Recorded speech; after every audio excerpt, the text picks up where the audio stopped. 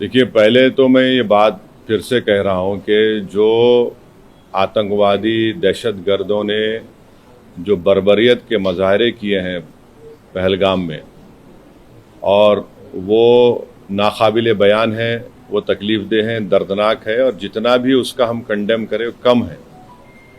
क्योंकि वो लोग तो अपने आप को हैवानात और बदतरीन जानवरों से भी ज़्यादा गिरी हुई हरकत उन्होंने की है, और किसी के मज़हब का नाम पूछकर ये बात उनकी जान लेना, ये सरासर गलत है, जुल्म है। और हम उम्मीद करते हैं कि इंशाअल्लाह ताला अल्लाह सुब्हानहू व तआला उनको दुनिया में भी और आखिरत में भी उन दहशतगर्दों को सख्त अजाब से नवाजेगा, और उनके ऊपर जो लोग बैठे हुए हैं वो भी तबाह बर्बाद होंगे। दूसरी बात यह है कि जो ऑल पार्टी मीटिंग का है, कल मैंने खुद जनाब किरण रिजिजू साहब से बात की थी, तो उन्होंने कहा कि हम लोग सोच रहे हैं कि उन पार्टीज को बुलाया जाए जिनके 5 MPs हैं या 10 MP हैं, वरना मीटिंग लंबी हो जाती। तो बोला हम छोटे पार्टीज को बुला लीजिए, तो वो मजाक करे, अरे तुम्हारी आवाज़ तो बड़ी ऊंची है। तो इसीलिए मैंने आज ट्वीट किया था कि ये मसला बड़ा अहम है, नेशनल इम्पोर्टेंस का है, जो ऑल पार्टी मीटिंग होने जा रही है, कि इसमें सब पार्टीज को बुलाया जाए। तो अभी जब मैं आपसे बात कर रहा था तो होम मिनिस्टर ऑफिस से होम मिनिस्टर मेरे से बात किए और बोले कहाँ हैं आप? तो मैं बोला सर हैदराबाद में हो। तो बोले देर होगी मगर आप आइए। तो अभी अगर टिकट मिलेगा, इंशाल्लाह मैं बोला हूँ, जो भी टिकट मिलेगा पहुँचेंगे और उसमें शिरकत करेंगे और अपनी बात को रखेंगे। और जहाँ तक ये जो हमला हुआ है, मैं आप लोगों को याद दिलाना चाहूँगा, 2000 में अटल बिहारी वाजपेयी की सरकार थी, तो वहाँ पर एक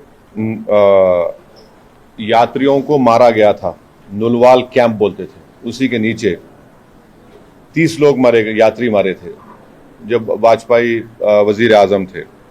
तो उसके बाद एक लेफ्टिनेंट जनरल क्या है JH मुखर्जी साहब की कमेटी बनाई गई थी, वो रिपोर्ट अब तक नहीं आई।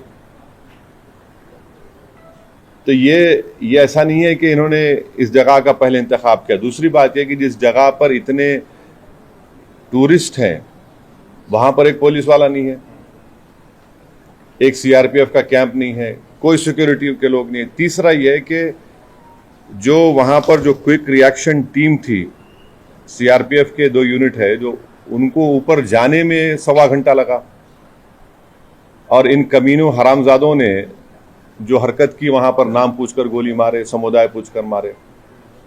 तो ये इसकी अकाउंटेबिलिटी तो होनी चाहिए। और यकीनन ये दहशतगर्द हमारे पड़ोसी मुल्क पाकिस्तान से आए, पाकिस्तान के ISI, पाकिस्तान के जो उनका इस्टेब्लिशमेंट है, उनकी पूरी तायीद और पूरी सपोर्ट उनको हासिल है। चौथी बात यह है कि ये बॉर्डर कैसा क्रॉस करके आए, कौन जिम्मेदार है इसका? अगर वो पहलगाम तक आ गए तो श्रीनगर तक भी पहुंच सकते। कितनी दूर है श्रीनगर वहां पे लोगों के लिए?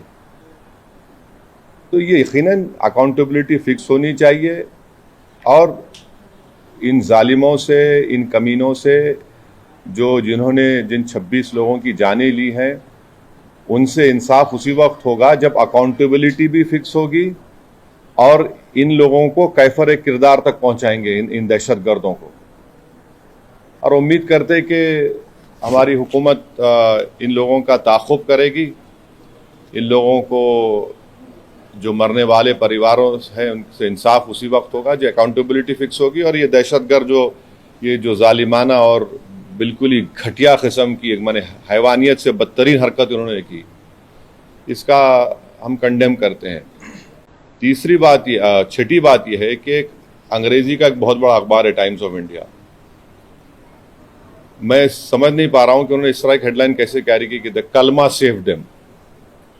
आप इस तरह की हेडलाइन कैसे लगाते, बताइए आप तो पूरे मुसलमानों को ही आप दोषी करार दे रहे हैं। भाई वो आतंकवादियों का कोई मजहब नहीं होता, वो दहशतगर्द हैं, वो तो ISI की ISIS की आइडियोलॉजी भी चलने वाले कुत्ते हैं ये लोग। इतना बड़ा अंग्रेजी अखबार, द कलमा save them, what is this? भाई कितने जो कश्मीर में जितने आतंकवादियों ने सबसे ज्यादा मारा, वहां के कश्मीरी मुसलमानों को मारा, सबसे ज्यादा मरने वाले वो है वहां पे।